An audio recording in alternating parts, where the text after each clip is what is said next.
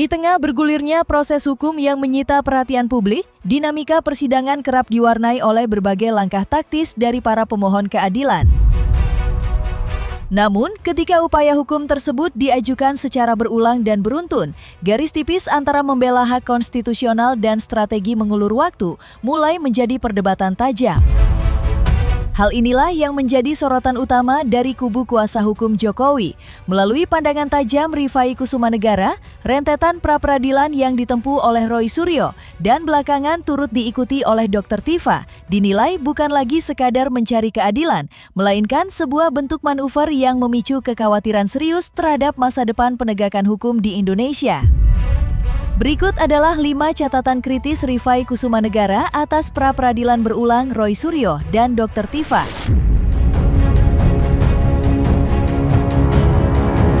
Perseteruan di ruang sidang kerap kali bukan hanya tentang adu argumen hukum, tetapi juga benturan narasi mengenai siapa yang sebenarnya memperlambat jalannya keadilan. Di satu sisi, kubu Roy Suryo bersikeras bahwa penundaan persidangan terjadi akibat ketidakhadiran pihak lain. Namun di sisi seberang, pandangan tajam justru dilayangkan oleh tim kuasa hukum Jokowi. Rifai Kusumanegara menyoroti bagaimana rentetan langkah hukum yang ditempuh tidak lagi menyentuh substansi pra-peradilan yang sebenarnya, melainkan masuk ke ranah eksepsi pokok perkara.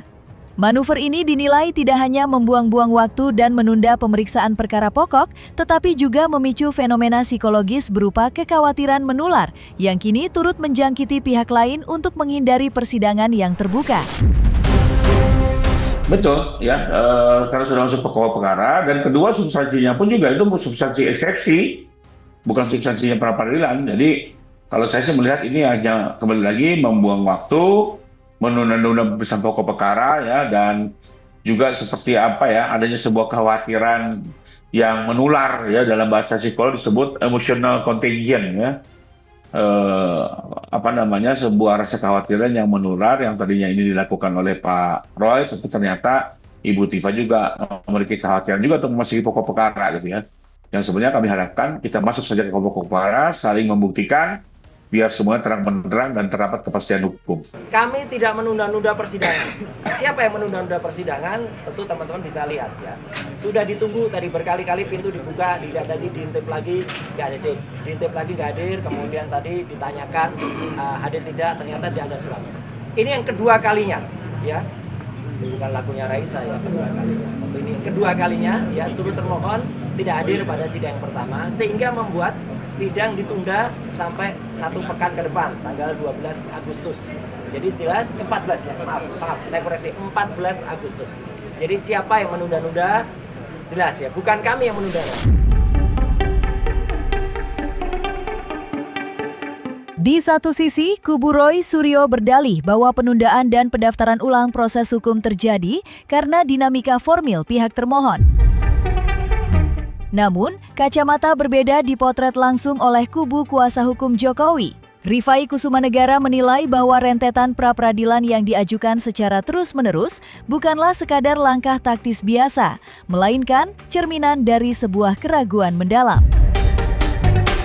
Ketika tuduhan seharusnya bisa diuji dan dipertanggungjawabkan secara terbuka di muka sidang pokok perkara, upaya yang berulang justru memperlihatkan gelagat sebaliknya. Sebuah anomali di mana pihak pemohon dinilai tidak memiliki rasa percaya diri dan memilih terus menghindar. Jadi itu akan dilakukan lagi, jadi itu nanti pasti akan kita daftarkan dan pasti akan mundur lagi. Jadi jangan kemudian ditanyakan Roy Suryo dan tim hukumnya mundur propit lagi, enggak. Karena memang mereka lah yang kemudian menunda-nunda. Satu, membuat kurang termohon. Yang kedua adalah hari ini tidak datang turut termohonnya, sehingga itu yang membuat ditunda. Tapi penundaan itu tentu ada hikmahnya. Jadi apa yang dipersepsikan oleh publik atau teman-teman media itu benar sekali. Kita saksikan betul bahwa perkara ini tidak kunjung dibuka karena dilakukannya pra-peradilan secara terus-menerus. Di sisi lain justru menunjukkan bahwa Pak Roy sendiri tidak confidence untuk memasuki pokok perkara sehingga dengan segala daya upaya terus menghindar dengan dilakukannya pra-peradilan. Ini kan juga menurut saya menjadi sebuah anomali, ya, karena kalau betul selama ini tuduhannya bisa dipertanggungjawabkan, ya beliau masuk ke sidang, jelaskan, buktikan, gitu ya. Tapi yang begini kan terlihat ada upaya menghindar.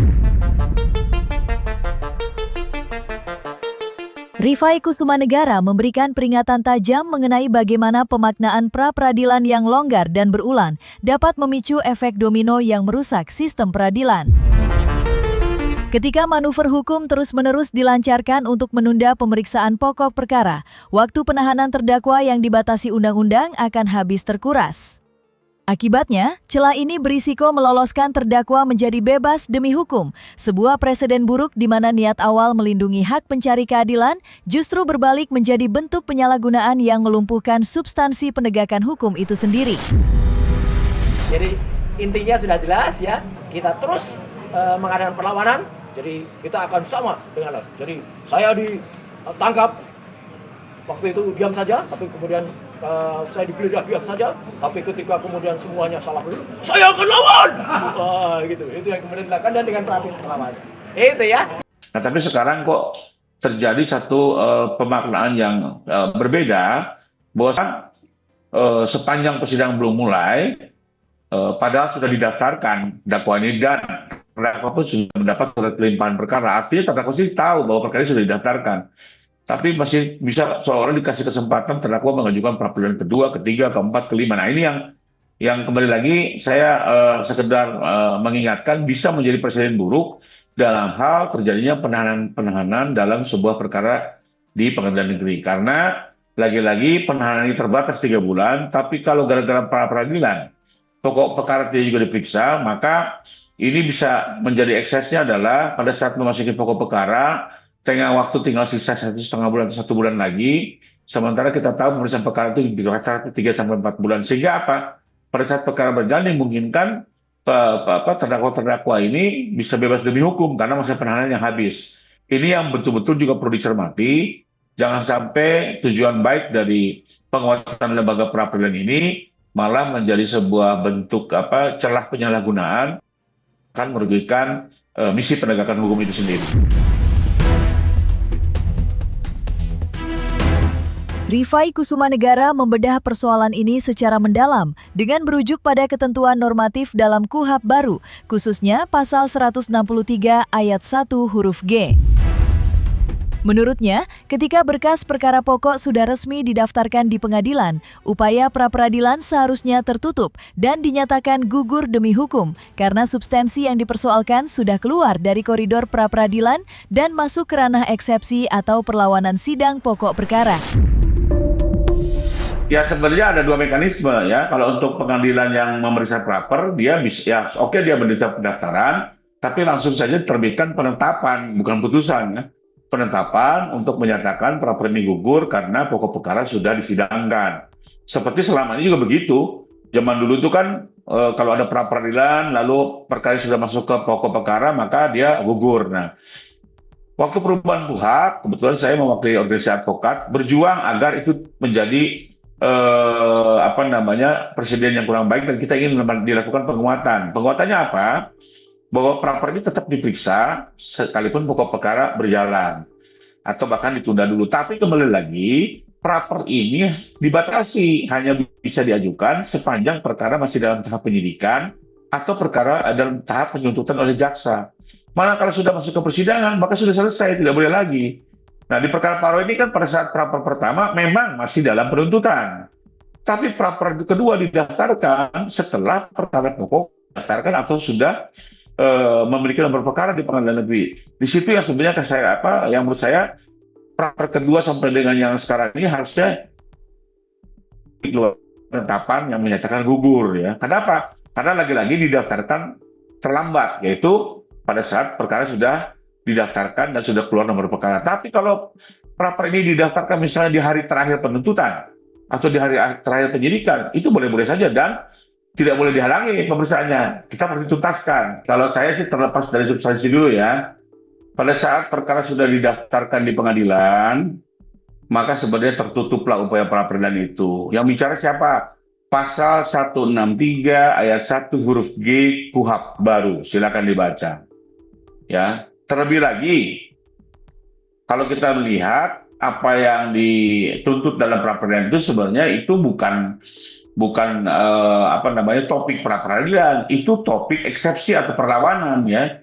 Karena kalau mempersoalkan sikap jaksa dalam menindaklanjuti putusan sela ya, itu seharusnya pada saat didaftarkan kembali maka itu masuk ke dalam substansi eksepsi atau perlawanan, bukan dalam pra peradilan. Kan sudah jelas kalau pra peradilan hanya menguji soal upaya paksa, hanya menguji soal penghentian penyidikan, gitu kan.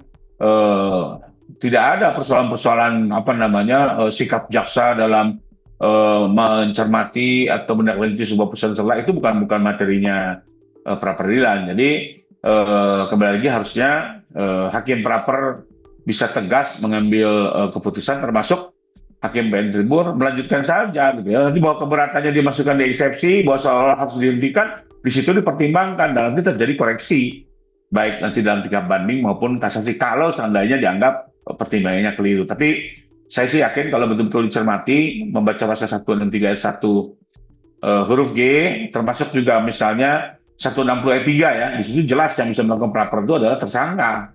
Ya, tidak ada hak bagi terdakwa untuk mengajukan. Artinya apa? Memang di tahap penyidikan dan penuntutan gitu.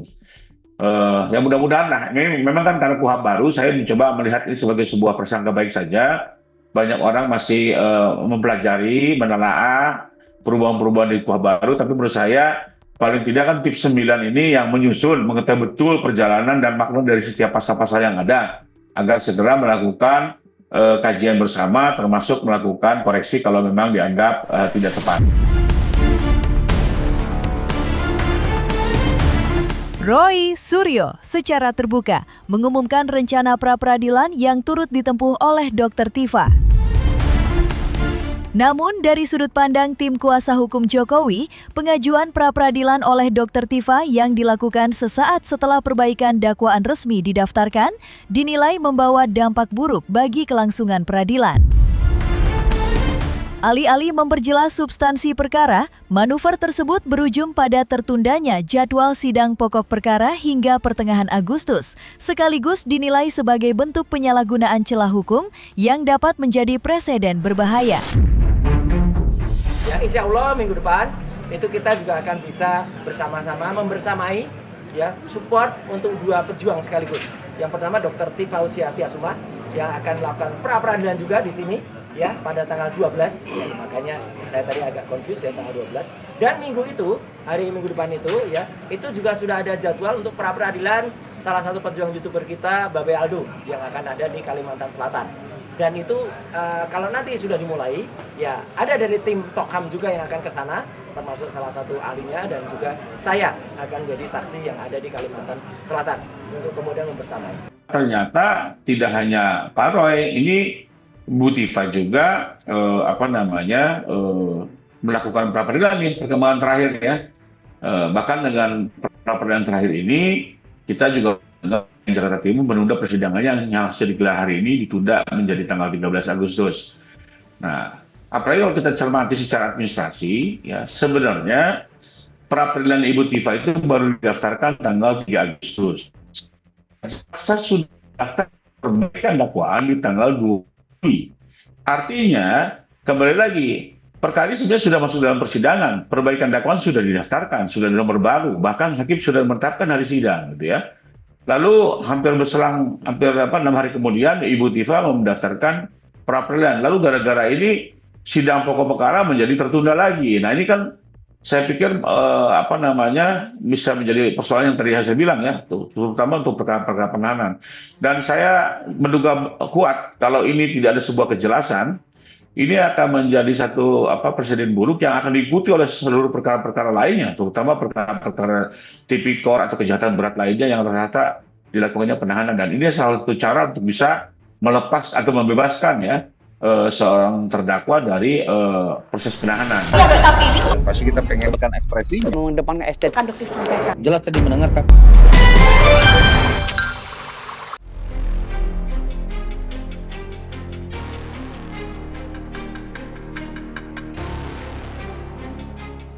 Nah, selesai sudah, Cumi Lovers. Jangan lupa untuk like, subscribe, dan juga share channel YouTube Cumi Cumi.